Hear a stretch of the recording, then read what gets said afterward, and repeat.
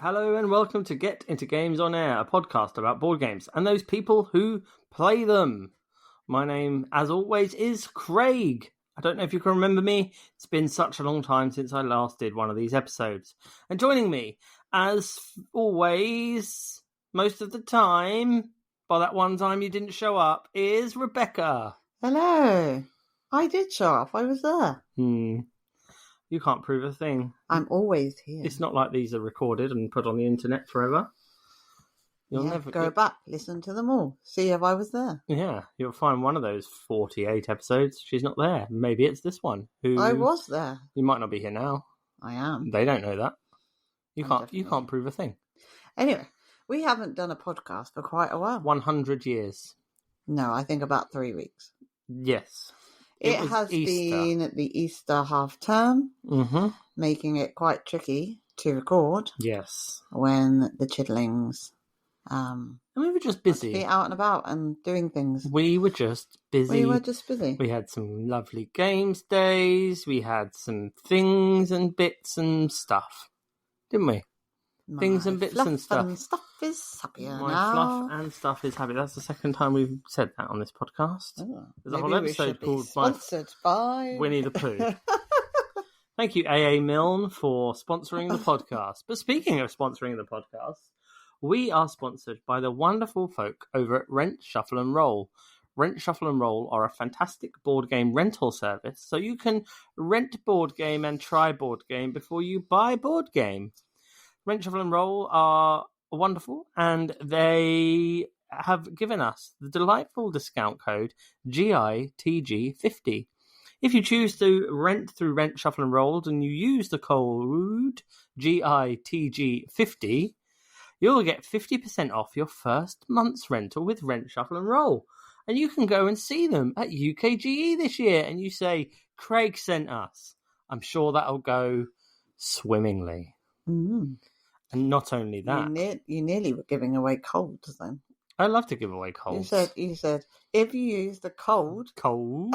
Cold. It was my... GITG50. It was my farmer voice. Oh. If you use code GITG50, we will give you 50% off your first month's rental. You know, like folk.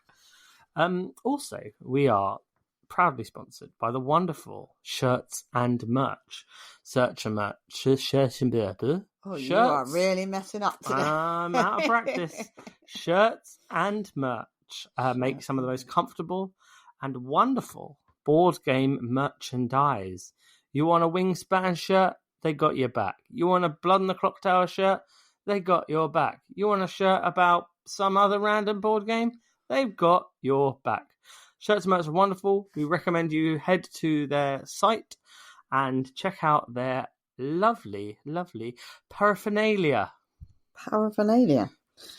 Pretty good shirts. That's what they call. And if you checked out our Easter egg extravaganza, you will have seen the shirts that involved Easter. Well, not Easter eggs, but eggs in general. Eggs.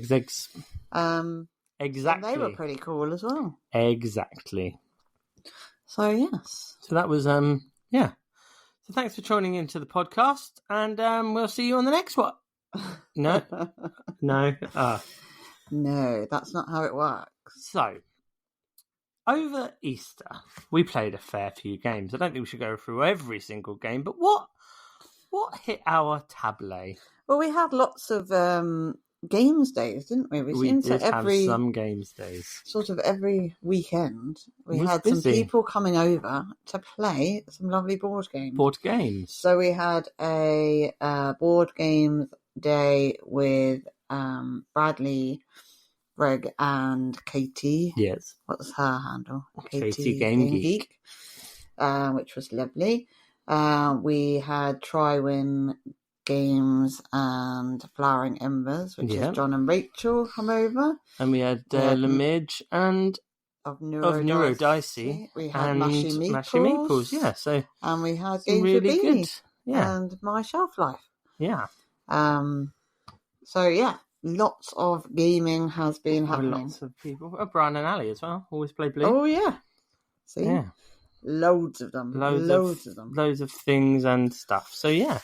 So with Brad and Katie, we played Fromage. Yes, Fromage and Rebirth, which seem to be, and I'm sure we've said this many a time, but the go-to games at the moment. They seem to come off the shelf quite easily, get played quite a lot, whether it's just us two playing it or whether, we're playing it with friends. And then tends to be, if we introduce people, especially to Rebirth, that more or less as soon as they've got home, they've gone and purchased it. Yes. Which is more to do with my teach, less to do with how good the game is, obviously. I think it's one of those games that once you know the rules, you've got it. Like, you don't ever have to go back to the rule book, really. No. To find out what's going on. It's quite satisfying, but you can be quite strategic. And I think it plays really well at 4, but it also plays well at 2. Yeah. And it's got the double-sided board, so you can play Ireland or Scotland, which just mixes it up. The playing pieces are brilliant. The castles and the cathedrals are just lovely to play with. It's very satisfying, very straightforward. And once you've played it at the end of the game and you've got all these different coloured castles and tiles all over the map, it's just like from a point of view of like just presentation, it looks absolutely wonderful. I love it. And Fromage is just like really straightforward. It's very thinky and very quick, as we've mentioned plenty of times before. But those two are definitely the go-to games. I think there is a new go-to game potentially, I could imagine, but we'll discuss that a little bit later. Yeah. Then we played Arcs. Now, we've played Arcs a couple of times, and I don't know, it just kind of misses the mark for me. Misses the arc. It's okay. I don't really, although it's kind of ironic because I like the area control of Rebirth, but I don't really like the area control and fighting in Arc. I just don't see the point. It's a little bit overcomplicated. It's not complicated, but it's a little bit, what's the word? I don't know, clunky. It doesn't flow as well as you'd like it. I just think I want it to be better than it is for me. I just think there's a lot of luck. Like, you can strategize as much as you want, fine. But if you don't have the right cards in your hand, and then when you go into battle, you don't roll the right dice, like, there's not really any way to mitigate it. But what we found in the game is that we could never get the ambition. So we could never get, like, we got stuck in a thing where the ambitions were the same every time.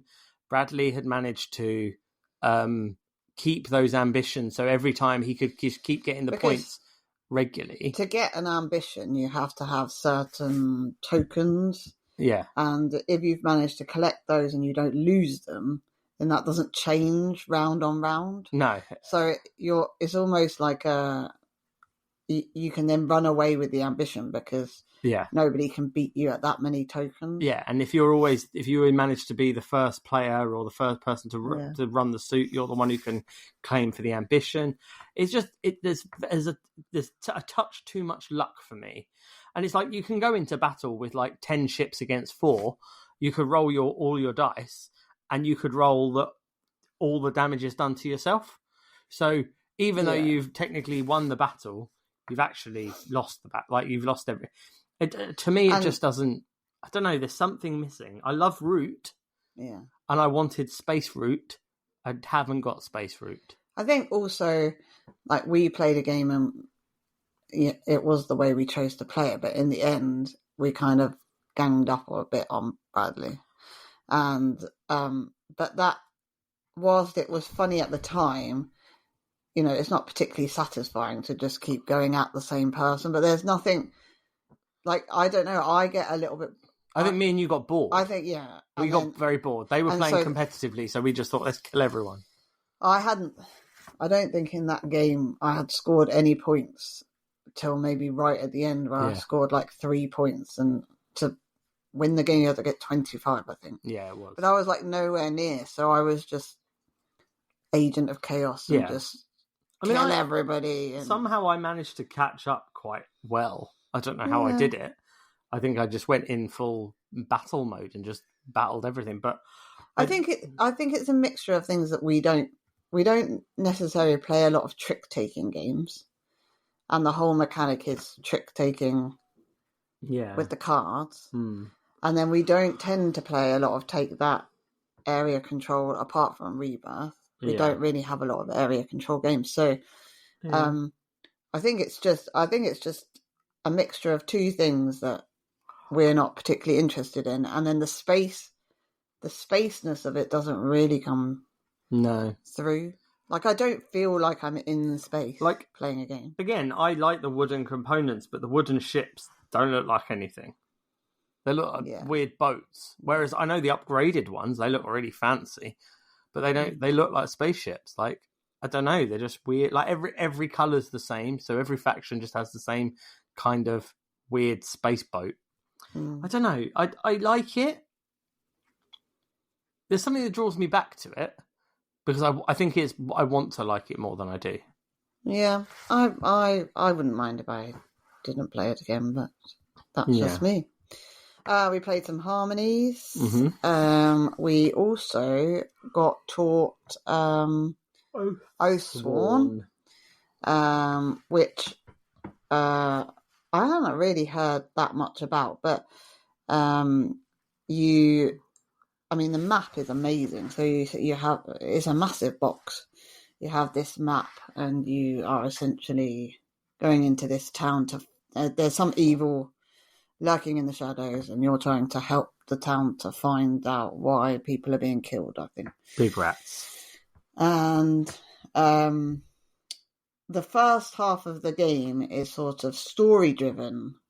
And a famous person does someone from Game of Thrones, and you listen to the story, and it's really like immersive, and I was like, oh yeah, this is cool. It reminds me a bit of Return to Dark Tower. I'm really getting into it. You get to make choices about what you do and where you go, and that then ultimately leads you to... Yeah, you're building your character, and I quite like that. Like, I feel... But, yeah, and then that bit, you build up, and then you go into a dungeon, essentially, and have a big old fight. A big old fight, yeah. I think that's where it lost me a little bit, because it was the first time we were playing, and Bradley kind of knew how the fighting worked, and I did get it in the end. But you kind of have 4 spaces around your character board that you can put your cards into, like 1, 2, 3, and 4, and as you use them, they go into. It's almost like Arc Nova, where you have a powerful action, and then you move. And you can't do that action again until it comes back into your hand, but it has to go like 4, 3, 2, 1, and then you have to get it back. So I think for the first go, it was a bit like, oh, what am I doing? How am I going to? We did defeat the big rat and the mother rat and all the little rats. The only thing I would say is I need minis. Yeah. I don't want to play against a cardboard rat. Yeah, so you get this really immersive... It sounds really, stuck up, doesn't it? Yeah, first world problems, I don't want to play against a cardboard rat. There's people starving in Africa, but if I have to fight a cardboard rat, I'm done. I was so immersed in it when I was listening to the story. I was like, yes, I'm there. Yeah, I can absolutely imagine us. It was almost like a Dungeons and Dragons kind of thing. Like there's 4 of us and we're all on this mission. And we have cool minis. The main characters are minis, aren't they? Yeah. And then you get to the big bad and you're like, yes, right, come on, bring it on. We're gonna do this. And then it's a massive, and it is actually massive cardboard rat. But I would have preferred it to be like the Titan in well, it's a punch board, isn't it? So like at a certain angle, there's no rat because it's so thin you can't see the rat. You're like, oh right, there he is. It removes. I think my two things were I really enjoyed that opening section, going around the town, going to different taverns, meeting different people in the streets, getting information and stuff. That didn't last long enough for me. Yeah, definitely. That just was like Do you want to go through this door? Yeah, okay. Congratulations, you found a big rat. It could have done. I think the options that we chose to lead us out of the town to fight the big bad. And I think it's possibly because it was the first sort of level. It kind of gives me, well, I've never played Gloomhaven, but I've watched people play Gloomhaven, and I've always been interested in it because I want to create a character and then, get extra weapons and upgrade it. And that is what you're doing in that Sworn. Yeah, 100%. Because at the end of it, we were all given, a couple of, I don't know if it was XP, but that kind of thing. It was treasure, wasn't it? We essentially and then we all got a sword or something different to add to our character so that the next time we play it, we have, an up-level. Yeah, it's really cool. It's really good. But I definitely do think, like you said, the cardboard baddies just completely pulls you out of it. It's like, I know it takes up space. Though I know it does with the Dark Tower. We bought the Dark Horde expansion because I can't be dealing with flat tokens. And this is a really stupid thing to be arguing about. Again, it's deluxified components. Tariff problems. Yeah, all of that. But it just takes you out of it. It just completely. There's epic music in the background, and it's like, I could beat you with a match. Like, you're made of cardboard. Yeah, I don't know. Maybe if our warriors were also cardboard standees. Yeah, I don't know. It's a bit of a mixed match, I think. Metal dice in the box, plastic minis, and then the tray that holds the tokens is really nicely presented. Everything is really nicely presented, but I just feel like it just lacked something in the big baddie. And I don't know, is it the same big baddie every No, round? I don't think so. I think there's others, but mostly rats. But yeah, it was great. A great game, and I was really hooked into it. So I'm hoping that now it becomes maybe a thing that we play with Bradley and Katie, and they bring it and we up-level our characters and we see where it goes, because I think it'll be really interesting to see what more it has to offer. Yeah. But yeah, minis. Yeah, needs something. Then we had a games day with John and Rachel. Yes. We played lots of games, actually. We got through quite a lot. We played 14, didn't we, or something? Was it? Yeah. Yeah, I must not have written them all down. But we played Shallow Sea, which we have the prototype version of. Yeah, Bad Comet Games.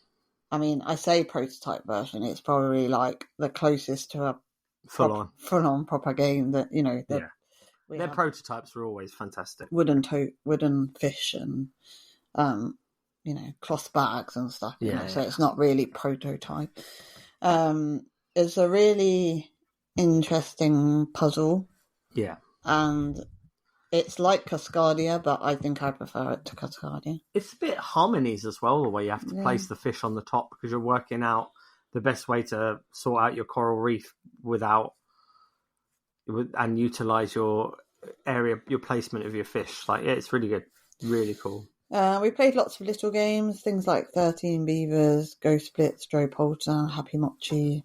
Yeah. We played Wandering Towers, but the thing that I will remember that games day for is Mulkey. Yes. And Mulkey had to be bought as soon as they had left. Yeah, pretty much. And we have played Mulkey so much now. Yeah.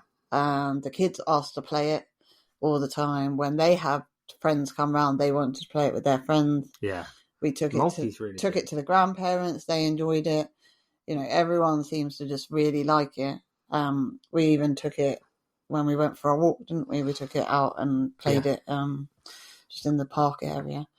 It doesn't take up very much room. It's almost like bowling, but you have a wooden cylinder. Yeah. And you throw it at these 12 wooden pins. Yeah, with numbers on. And if you knock over one pin, then you score the number that is on that pin. Yeah. So, for example, if you knocked over the 4, you'd score 4 points. If you knocked over the 12, you'd score 12 points. If you knock over more than one pin, then you score how many pins you knocked down, irrelevant of their number. So say you knock down 7 pins, you'd score 7 points. Yeah. As long as they're flat on the ground and not leaning on anything. And it's the first person to 50. But what is really interesting, and I think it's probably what makes the game, is that if you go over 50, you have to go back down to 25. And, it keeps going. And if you miss, you can have 3 misses in a row. And then you're out if you've missed more than 3 times. But if you then subsequently score, then your 3 starts from the beginning again. So it's everyone can play it. Yeah. It's quite. I don't think anybody's an expert in. Well, maybe John's an expert in Mulkey, but it sort of levels the playing field because it really does. Where the pins are knocked over, they then stand up where they've been knocked over. Yeah.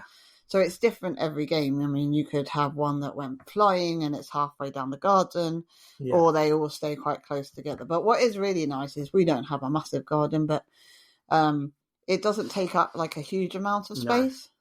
No. But it's a really enjoyable garden game, and I think that over the summer it will be coming out quite a lot. Yeah, definitely, 100%. We'll take it on holiday with us, play it down the beach, all sorts. Yeah, didn't think about that. That'd be really cool. And it comes in a wooden box, and it comes with a scoring pad. Yeah.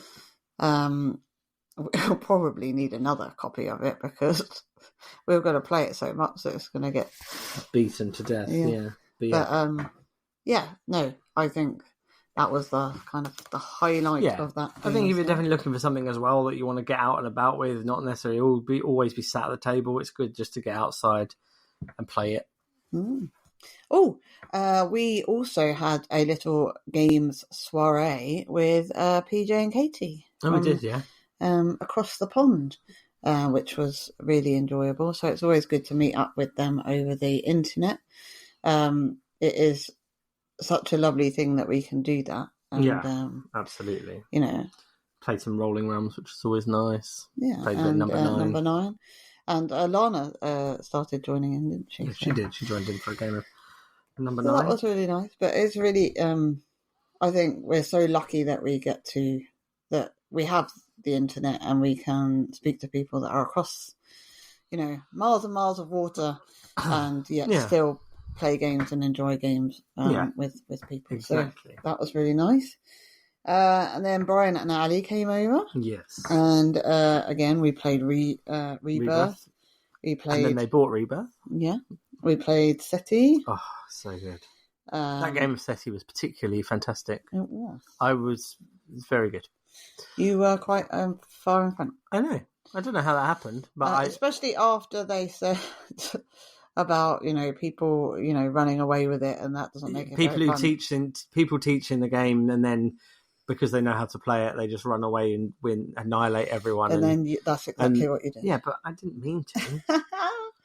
I've never played SETI well, and this time I played it really well. Yeah, well, you should be proud of yourself. Thank you. I really enjoy SETI, and I think it's okay at 2, but it really shines at 4. Oh, yeah. And when you play it at 2, you don't really get to do much of the data, the sending out not the probes, the sending out the data signal. The data, yeah. Because that's not a big part of the 2-player game. But at 4, that's constantly changing, and you're looking to see where you can score 2 points. It is a big part of the 2-player game, but it's harder to fill up those areas. Whereas in 4-player, everyone's always doing stuff.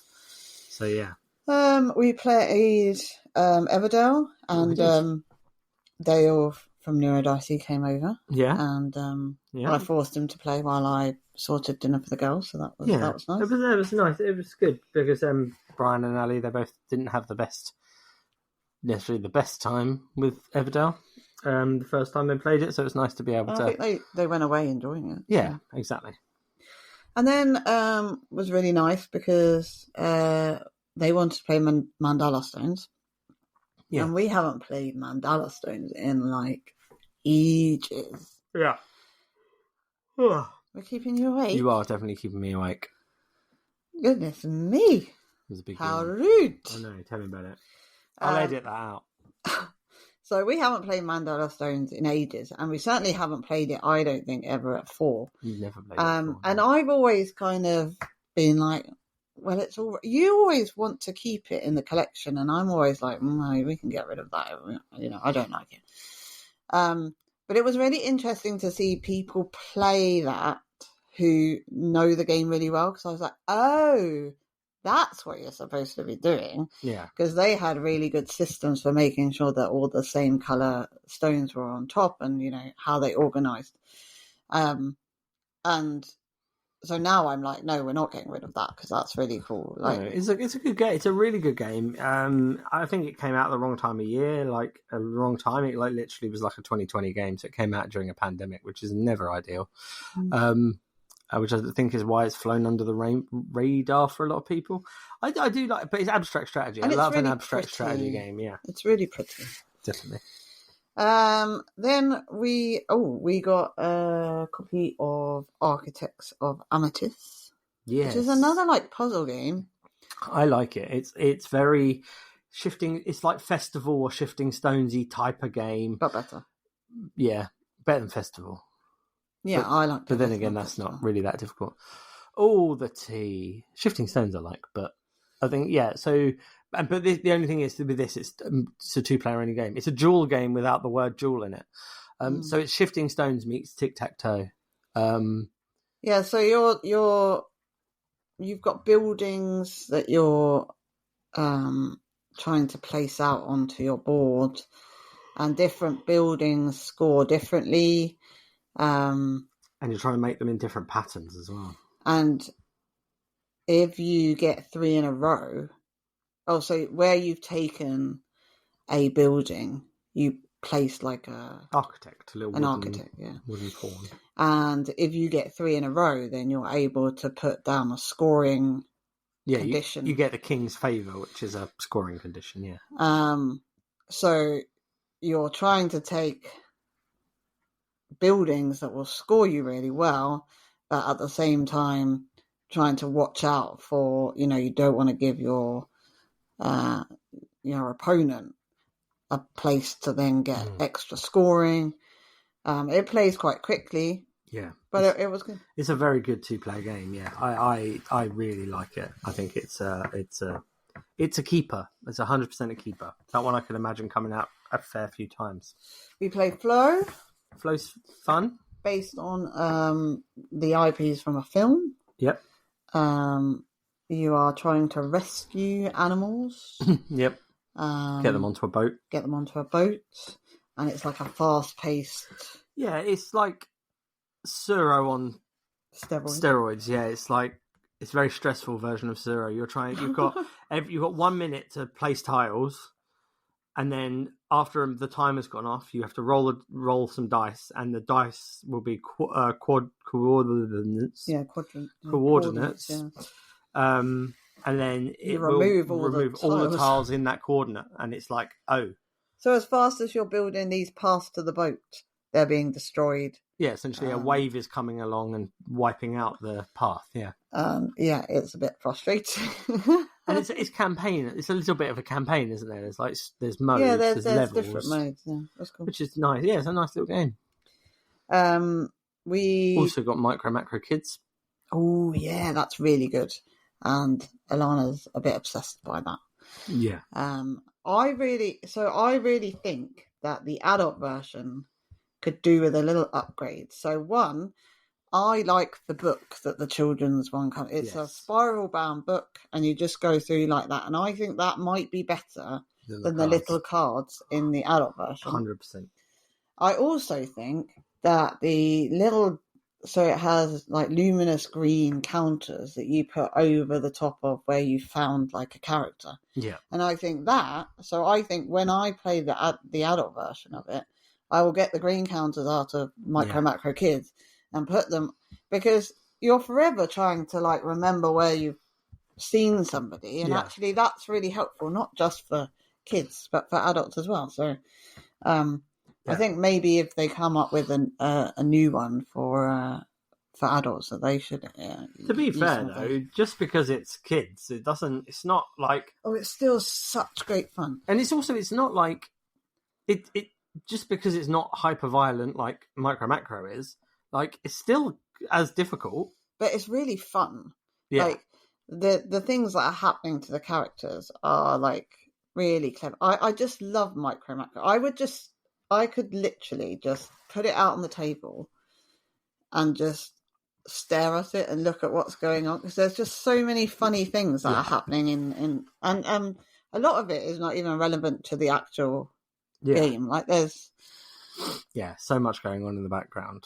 I think as a child I had some books that were like puzzle books that were like that, where they were just like, it's almost like Where's Wally, isn't it? No, it is, yeah. You know, and I just love that kind of like, have you seen that? Have you seen that? You know? Yeah. Definitely. And the things that are happening to the characters are just funny. And Alana's like, oh my gosh, and that's just happened to that character, and that thing just took that, and it's really good.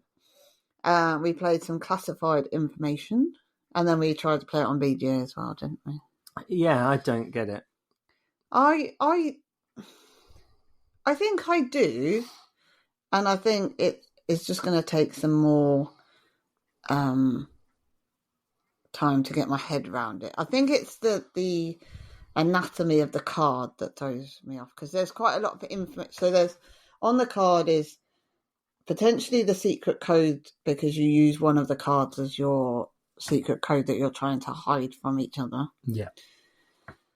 So it's a 2-player game where you're trying to discover the classified information that each of you has, which is a code. Which is a three. Yeah. Then you play, so then the card has like an action that you can play that does something to reveal some numbers of the code. And then you can also play the cards as like guards, which is really interesting, is you play them as guards to protect certain numbers in your code if you have the right ones. But you can also play some like as a kind of decoy, and you can assassinate people's cards. So there's just quite a lot going on, and I don't think we've properly understood it. I don't think I understand it. But I do know that Brian and Ali have played it, so perhaps like next time we meet up with them that they can show us how to play it. Yes. What else did we do? So Neurodicey and Mashy Meeples came over, didn't they? And we played a really fun game, which you can't get anymore, but it's really quite frustrating because it was so cute. The Warren Wars. Oh, the Warren Wars. Yeah. It's called Warren Wars Living on Borrowed Time. And it's just a little card box game. And the bunnies. So you've got bunny cards and carrot cards, and you're trying to get carrots to entice the bunnies into your warren. Yeah. And you can, get rid of people's rabbits. Yeah. And it's a bit like carrots. Can be a bit like not muffin time, but there's some cards where you can just do funny things like swap warrens. Yeah, it was very similar to like a exploding kittensy kind of thing. It was good. I enjoyed it. But the puns were really cool. Yeah, I think it ran the risk of taking a bit too long. I probably would have liked it to be a little bit shorter. Maybe. Especially those type of games that I generally think don't need to be too long. Because otherwise it's just like monotonous. Yeah. But I enjoyed it. Yeah, it was a very cute game. I'm sure there's some ways of getting something similar. But yeah. Mycelia was really cool. I really like that. Now there's a few games called Mycelia, but this one is the Ravensburger one. Yeah. And it's super cute. It's got lots of mushrooms in it. Lots of different mushrooms. Yes. But they're all really cute artwork. And the best thing is that you're collecting dewdrops off of your mat. And in the middle you have this like spinner thing, which reminds me of an old telephone, you know, where you did the like 0 all the way around to the 9 or whatever, or the other way around. And essentially when it's full up of dewdrops, you kind of spin it round and all the dewdrops fall down the hole. And the dice as well, and it rolls out and that gives you a multiplier or modifier, doesn't it? It's very satisfying. Yeah, it does look an adorable little game, yeah.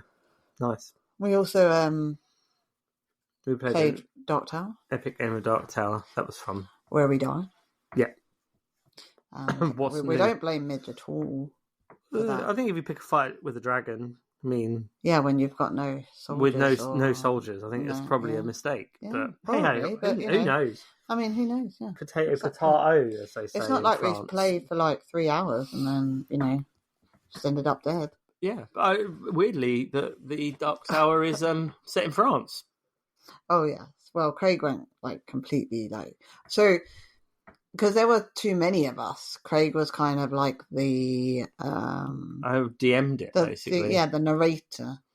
So every time a character came out, who were we playing? Lumiere. Yeah, he's very French. It was like the guy from Beauty and the Beast. Yeah. It was like... I mean, I think most people play Dark Tower like quite seriously. No. Yeah. This was like completely the opposite. It was good. It was very good. It was a good game. It was enjoyable, all the same. Yeah. What else did we do? We played some Tapestry. We did play Tapestry. Love Tapestry. I've come to the decision now. I've changed my mind. I've gone full. After we played that, I was just like, I want to play again. My God, it's good. Yeah. So we were a bit put off because we bought a copy from Board Game People. Yep. And it's lovely, and it has all the expansions in it. Yep. And it's great. Full coloured folded space insert. But when you took the lid off, it was like, okay, I don't even know where to start with like how to play it. So it stayed on the shelf for quite a long time. Yes. And we're like, this is silly because we really like Tapestry. Yeah. We need to get it out. Yeah. And we need to work out which bits go with which expansion. It turns out, if we'd have actually read the instructions, that a lot of the expansions are kind of intuitive. Yeah. And you'd like, you know, it adds an extra track to the board, but like essentially you're doing the same thing. Yeah. Or it adds extra cards, but it's the same game. So I feel like we could just play with all the expansions next time. Yeah, just chuck it all in. I don't know if you meant to.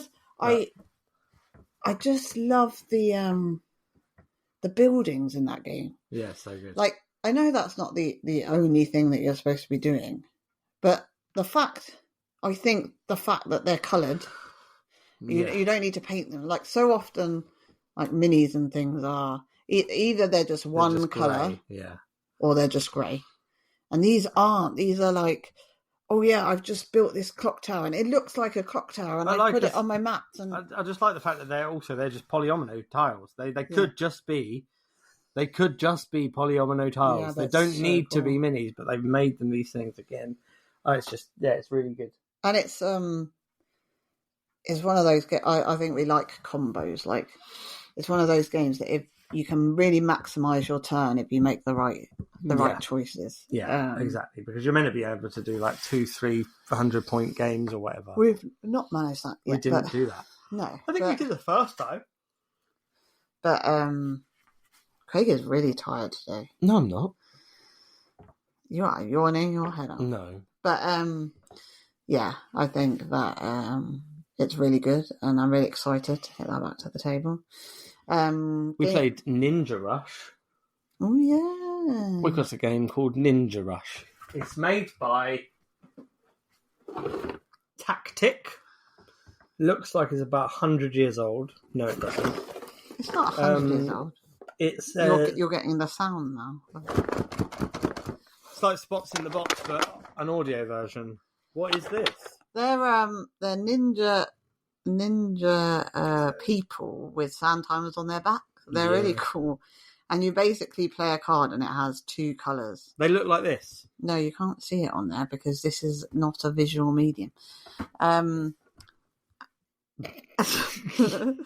And that one was for PJ.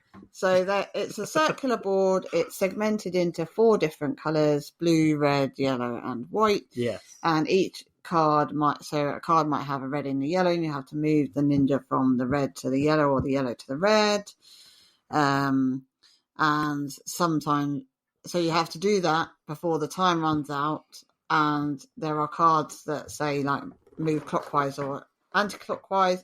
If you manage to move the ninjas, and then you manage to pass it on to another person, you get to take a shuriken, and then it's the first person to get, I don't know, 5 shurikens. Competitive ninja kites. Yes. It's like a kid's version, but it cost me £1 on eBay, I think. And it was like, cool. For £1, you cannot go wrong. That's what they say. Yeah. So, do you want to... I want to do your quiz. I'll do your quiz. Okay. Let me do your quiz. I'm excited. Right. You ready? Yes, I'm ready. First word is cards. For God's sake. It's always cards. All right. Well, lots of the games have cards in them. I'm pretty sure every week the first word has been cards. Yeah, but I think I might be doing that on purpose now to wind you up. Jinkies. Harmonies. No. Well, we've already had harmonies. I want to go back to harmonies. Well, what are you trying to do, Stan? All right, it's ghost splits. No. Right. Next word. Paper. Paper. Oh, my God. What, the thing the cards are made out of? No, that's made out of card. This is paper. Card is paper, isn't it? No, it's the same process. Card is a thicker stock. It's the same process. Thicker stock. You're a thick stock. Ooh! All right, game with a score pad in it then, or some kind of paper. Tend. No. Next word. Pen. Oh my. Cards. Paper. Pen. So some kind of flip and write. Molehill Meadows. It doesn't even come with a pen in the box. It can't be that. Well, why did you guess that then? I didn't.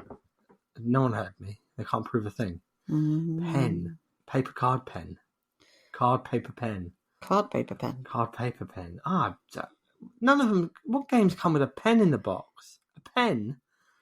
A pen? God. Like a pig pen.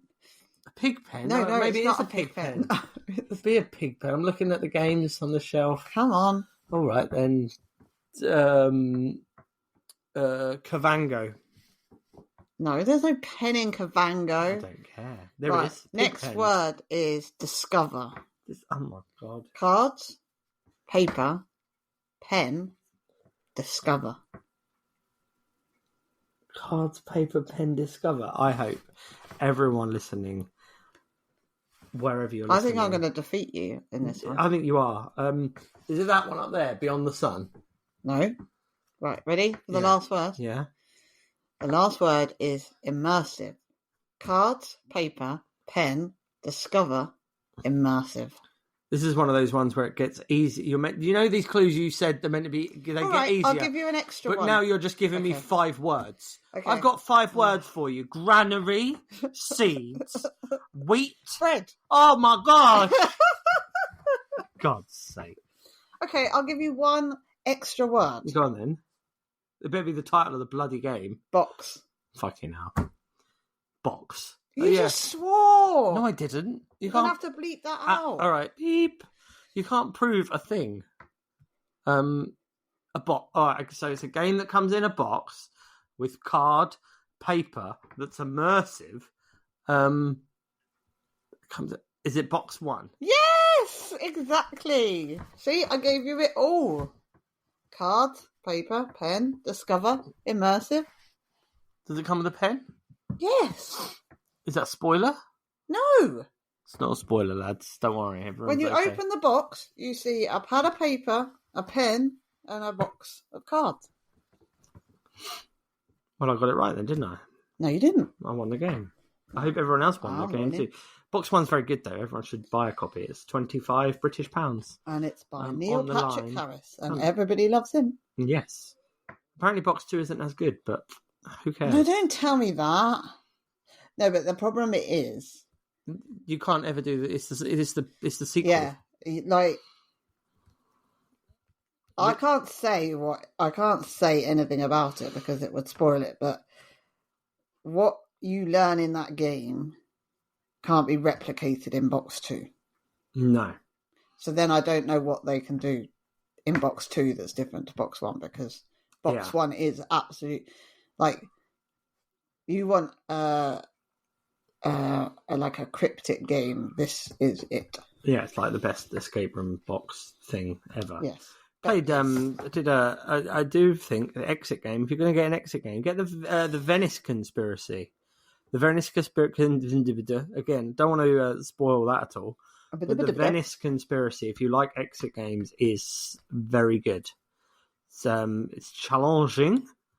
It's really. Do you remember that board game? Challenge. Oh, we used to have Challenge, didn't we? With a J at the end. That was a good one. We also used to have a game called Blotto. Oh, we should do an episode of the podcast based on games that we used to play.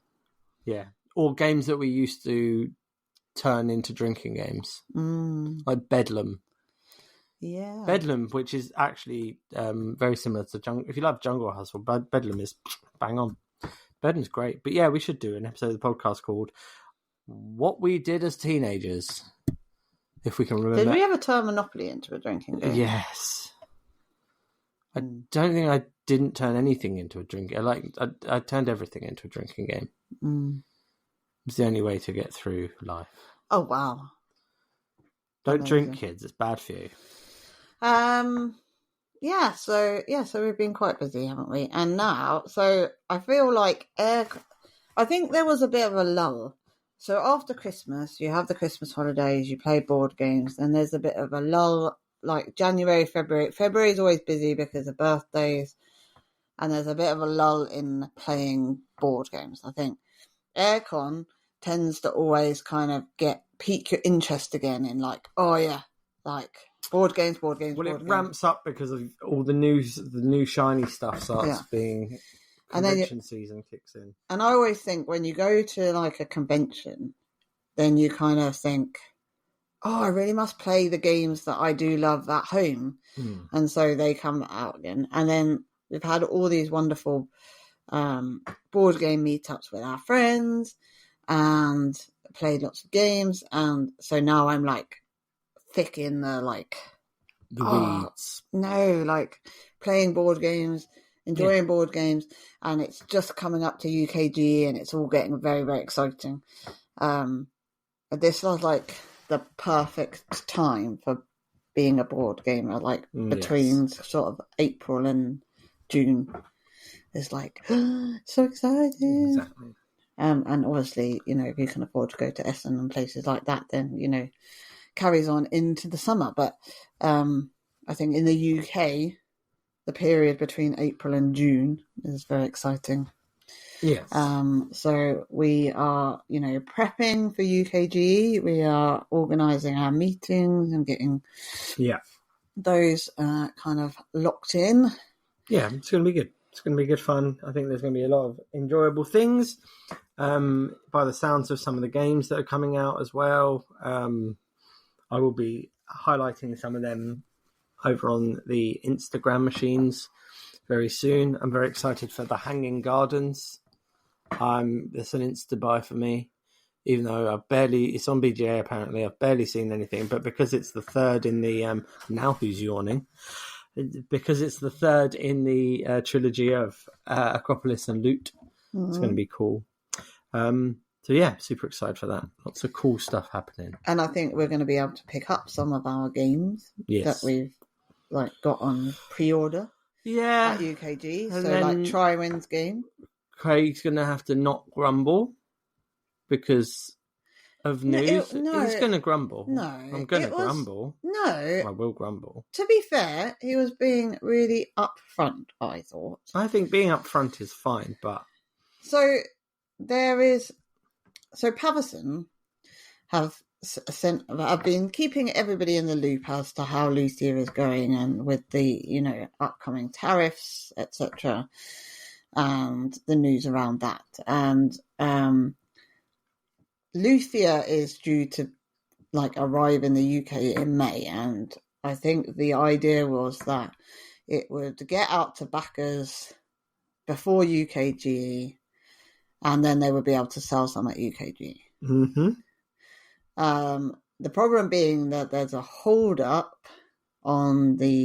with the shipping, the boat that the stock is being shipped. The backer boat. Conveniently, the backer's boat is conveniently the one. No. It's all coming on the same ship, but because they are distributing the Kickstarter through Spiral Galaxy, they have to send it there first. So there is a possibility, he said, but it wasn't definite. It's going to be definite. No. You are a pessimist. That potentially you'll be able to buy it in UKGE before the backers get it because of the Spiral Galaxy thing. Which just tells me you should just not worry about backing things because you can always get them before the backers. But at least you're guaranteed to get the one that you want, whereas you might have just had to get the bog standard. It's true. You might just have to rush to but there'll be loads and everyone will will still love it when it comes. We'll be able to get Can't Go from John. I could have saved the money though. I could have used it. I could have spent that money on Lucia money on an extra sandwich. No. It will be amazing when it comes. And what's great about the Palison Kickstarter is that we only paid for it, I think, in February or March it was. And it's going to be fulfilled in May, June. Yes. So we can't really complain. It's not like we're waiting years and years for it. No. And it is, on the boat or soon to be on the boat. And, it will be here shortly. So, that's quite exciting because, ordinarily on some Kickstarters, you'd have to be waiting a long time. Yes. And Time Troopers is getting ever so much closer. Really is. I can't wait. Probably can't get that one at UKG before backers though, so. No, but June, I think, is on GameFound, isn't it? Yeah. And then I don't think it will be that long. No. Before it comes up. I'm very, very excited. But go on. Is it as good as Thunder Road Vendetta? No. So we might have got a little bit excited about Thunder Road. Restoration Games are intent to steal all of my money. Well, to be fair, we didn't pay for all of it. All right. That's to be fair. We got Thunder Road Vendetta, which was very exciting. And Thunder Road is... So I have an issue that we have a lot of racing games that I don't really like. I think we need to go back to the beginning of me going, let's get Thunder Road Vendetta, and you were like, is there anything else we can get? To bear in mind that you didn't want me to buy... Thunder Road Vendetta. Okay, but we've got Formula D. Mm-hmm. Great game. Which is okay. Sits proudly at the back of the Calyx, hidden behind everything. I do like it. I liked it in the beginning because it was one of the only racing games we had. It had big, chunky dice with, different sized dice, and I enjoyed that and the gear stick thing. And it was fine. But essentially you're just moving your car around the thing, and it's quite boring. Then we've got Downforce, which is kind of more of a not gambling, but it's guessing an auction game. Yeah, auction game, and you move your cars around the track. Yeah, it's boring. Sorry, what? Then we've got Heat, and everybody knows I can't take turns, and I don't understand how it works, and it's too complicated. It's not complicated, but I don't understand it, and that's boring. And any other? Rallyman GT? Yeah. Well, there's lots of dice. Yeah, boring. And we've got a Quest for El Dorado. And what I always really wanted racing game. Was a game that was like Burnout. Because Burnout, I must have spent hours and hours on the PlayStation playing Burnout and crashing my car to oblivion and jumping over things and If I could play that game again, I would love it. I don't know if it's can you still get it on? Yeah. I might have to treat myself. We've got it. There's a cat on the laptop now. But yeah, so I wanted a game that was like that. Racing's fine, but I wanted more of a crash bang, fiery death kind of thing. And then I thought, maybe we found it when we played Joyride with Games with Beanie. We definitely didn't find it with Joyride. Why are people liking that game? And I don't get it, because to me, so I don't know whether it was my understanding of it, but it was way too complicated to just even turn the car. And it was well, you have to do this, and then it has to flick out of the back. And I was like, I don't get it. It doesn't it doesn't look even like a car. It's just a big chunky flat piece of wood. And I don't get it. Someone is going to have to teach me Joyride. It doesn't do anything for me. And then we got Thunder Road Vendetta. And this is possibly the game that I've been waiting for, because it is basically just smash and grab and push each other off the road and then shoot at each other with your chopper. Sorry, what? With my what? Your helicopter. Okay, yeah, cool. And then turn over tiles to see if there was a danger or a wreck or something else, and then damaging each other and watching you career into the side of a mountain. And it is amazing. So what you're trying to say is Craig was right? Yeah, all right. Yeah, I thought so. So then we had to look, because there are about five other parts of this game that you can buy. Yeah. So, but they're quite hard to get, some of them. So we managed to procure the Carnage. Yeah, the Carnival of Chaos, which basically turns it into a roundabout. So it's a straight road, and what's great is that it's 3 pieces of a straight road, and then you add. So once a car is about to come off the third piece, the first one goes away, and you add a new piece, and until you've added 5 pieces, and you add the end. Yeah. But this essentially makes it into a roundabout. Well, it makes it a destruction derby, isn't it? Where you can just crash into each other, which sounds awesome. We haven't played that yet. But it also has...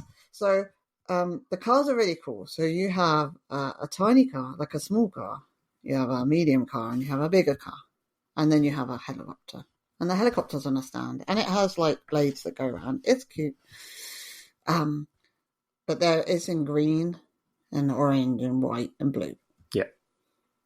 And then we got the one that adds the purple cars. Yeah, they're very cool. It's properly like boys' toys. When I used to play with Micro Machines when I was a kid. Yeah. I said kid last week. And used to play crashing in Mad Max style, crashing into cars and that kind of thing. It's a proper boys' toys game that it's not for boys, but it's for everyone. But it's as you would your standard. It's good. It's cool.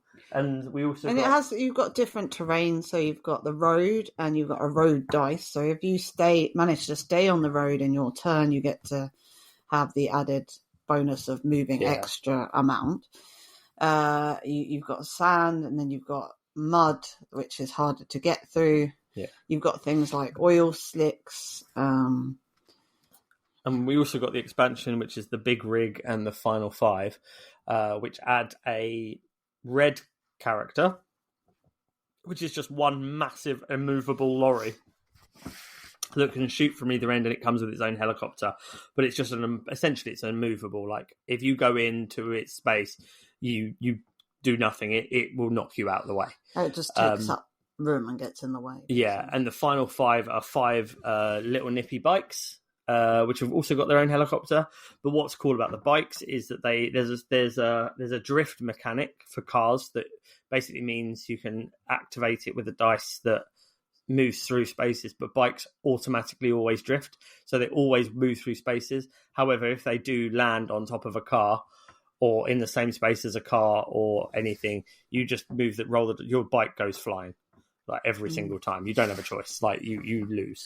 So it's very cool. It's cool. And I get it, and I can play it, and it makes sense to me. Yep. And it's good fun. And even if you get shunted off the road, like, it doesn't matter, because actually the way that you get shunted off the road is so funny that you're like, oh, it's hilarious. Oh my gosh, you just. So there's lots of things can happen, but essentially you can crash into a car, and then they crash into another car, and then shrapnel goes flying off and it hits another car. And you can just ping pong off of cars for ages. It's just it's wonderful. And then you skid over some it's oil and go elsewhere. And one negative I hear for people say about it is there is player elimination, and player elimination is a bit sucky in games because it's horrible. But as soon as one person has 3 cars eliminated, the finish line comes out straight away. So that's it. But also, I found that when you had 3 cars on, you were kind of... It was too much. Well, no, yeah, you had a lot to keep an eye on. So there was a point where I think you might have had 3 cars and I had 1 car. I was able to just concentrate on that 1 car and actually win the game. So it's not that eliminating you stops you from winning the game. Yeah. And I think it depends how you play it. But if you've got, I guess it would be annoying if, well, a bit like the ARCs thing, if everybody just ganged up on one person. But you can't gang up on one person because it's so crammed and you have no control over where the hell you're going. Yeah. But also what I love about it is you could intentionally crash into somebody and then through the dice rolls actually send yourself off. Yeah. Yeah. So it's like, do I actually want to crash into this person because I'm right next to a mountain and this could go one of 2 ways. So either, great, I've eliminated my opponent, or I'm taking myself out of this game. But it's you can even crash into your own cars and bounce them off people. It's it's madness. It's just... It's like Mad Max, and we listened to it with the soundtrack from Spotify, and it was awesome. Yeah. It's pure unadulterated joy. Love it. And we played it with Alana, and she loved it too. Yeah. It was good. Yeah, can't wait to play more of it. Yes. So that's what we've been up to. Yeah, that's been our Easter extravaganzas and all that sort of thing. And the chocolate for our board games is winging its way as we speak. Yeah. But that's it. Yeah, I mean that's pretty much. I think over the next few weeks now we're going to be doing these episodes. We've probably only got about 3 before UKGE, so we'll get back on the swing of these podcast recordings. We'll do it on the right days. And we'll make sure that we put them out and you all listen. No, we'll do a UKGE getting ready for UKGE. Let us know what you want us to talk about. If there's any specifics of UKGE and that kind of thing. This is our fourth. This is our fourth. This is my 4th. Yeah, because you only went for 1 day in the very first year that we went, didn't you? So this is our 4th UKGE. So it's not as many as some people, obviously, but feel free to ask any questions. We feel like veterans now. I'm a veteran. Although it will be completely different this year because everything is in different places. Yes, and I'm just an old man. But yeah, excited. But yeah, thank you very much for listening to this episode of the podcast. Please remember to go to rentshuffleandroll.co.uk using code GITG50 for your 50% off. Remember to go to Shirts and Merch and check out their amazing store. And we look forward to seeing you next week when we talk about other stuff and things. My fluff and stuff is happier now. My fluff and stuff is happier. And that is what they should comment in the comments. Yeah. Hashtag my fluff and stuff is happier now. Once I know you got Let's get it trending, peeps. Get it trending. My fluff and stuff is happier now. Get it trending. Number 1 on Spotify. Everyone's like, why do people keep messaging my fluff and stuff is happier now? Yeah. Or what you have to do is you have to go to Name an Instagram, someone's Instagram account that we know. Neurodicey. Right. I would like everyone to go to the any post on Neurodicey's account. Just randomly write hashtag my fluff and stuff is happier now. If you could just do that randomly. You can tag me. You can put at Get Into Games, hashtag my fluff and stuff is happier now, or at Mrs. Get Into Games, hashtag my fluff and stuff is happier now. So go to Neurodicey. If you want to add a picture of Winnie the Pooh, give them a follow, or a GIF of Winnie the Pooh. Oh yes, GIF of Winnie the Pooh, fluff and stuff, anything like that. Just make sure you do that on any post from Neurodicey. I'm sure they will be satisfied. It's that or a GIF of Jesus. You have a choice, but preferably Winnie the Pooh. Let's go with that. And thanks for listening. And I look forward to seeing you on the next one. By seeing you, I mean you hearing us. Yeah. That's what I mean, isn't it? Yeah. And remember to get Thunder Road Vendetta. Yes. It's good fun. That's what I was going to say. Yeah. Remember to get into your pajamas at bedtime. Okay. Should we? Yeah. Just in case, if the police knock on the door, and someone just rings on the door, there's a fire. Could be the milkman or the Labour MP. Couldn't be the milkman because he came this morning. Oh, it couldn't be the grocer because this isn't the day he comes, and it couldn't be Daddy because he's got his keys. We better open the door and see. Then, to Sophie's surprise, there was a big furry, stripy tiger. Hello, he said. Do you mind if I come in and have tea with you? Of course, said Sophie's mummy. Come in. And the tiger sat down in the kitchen, and Sophie offered him the buns. Pass the buns, please. Oh, nice buns, love. Such a dodgy tiger. Get him out the house. Oh no, he's drinking all of Daddy's beer. He's an alcoholic tiger as well. Not only has he drank the beer and all the food. How would he have drunk all the water in the tap? Because that would have meant he had to drain the reservoir. Well, yeah, I don't get it. Because then Sophie couldn't have a bath because of that blasted tiger not being able to... there'd always be water in the tap, cold water. Well, there'd be something, wouldn't there? He couldn't have drained the tap. It's not very realistic. I don't think so. I think I think they could have made it more realistic. I really do. I think the problem is, generally speaking, with kids' stories, is that they're made up. What? Yeah, I don't think it was real. And there was that ginger cat at the end, isn't there, when she goes out for the cafe? No. Oh, we went to a cafe. We went to a cafe for sausages, chips and ice cream in the middle of the night. And in the morning... Oh, yeah. Mum went shopping and got lots more things to eat. Yeah. She even bought a great big tin of tiger food in case he should ever come again. But he never did. And then he's playing some pipe saying goodbye with a song from Robbie Williams, if you watch the... Toot blows on his bagpipes. What is happening? Elspeth and watch... We're on Family Nest, everyone. Hashtag Family Nest. I blame John. Family Nest. It's all John's fault. What, Family Nest? If you also want to write hashtag on John's...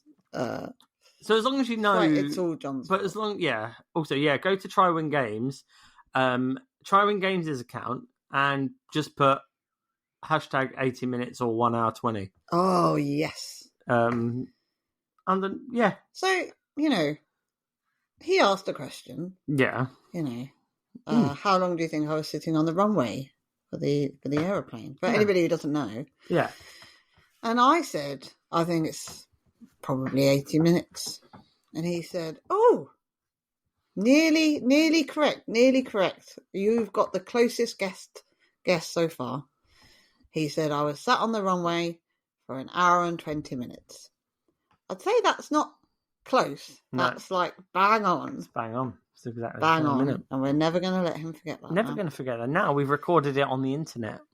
So now, he recorded it on the internet before we recorded it on the internet. That's true. Now we've all recorded it on the internet. So, if you ever want to know how long 80 minutes is, ask John. I mean, he's got a table at UKGE. a stand. I'll get the number. Oh yeah, it was 4. Was it 4206? No, it's 206. Yeah, 4206. Go to Hall 4, 206. 206. Go to Try-Win Stands and ask him how many minutes. Can't go. Takes an average of 80 minutes to 1 hour 20. Yeah. Roughly. You know, on average. Closest average. Closest to those. So yeah, that's Hall 4, 206. This is Getting to Games on Air, sponsored by Hall 4, Table 206. Oh, love you, John. I could have a banana. Right, I think we're past it now. I think we should just sign off. All right then. I remember to. When we said this. Yeah, but then we got waylaid. Hey lads. Remember to get into Games on Air, a podcast about board games and the people who play them. My name is Craig, and as always joined... Oh, that's the starting of the podcast again. Sorry. Bye! Get into games. Do it. Please. Get into your games. Oh, yeah, I like it. Get in that game. Oh, get in that filthy game. Let's.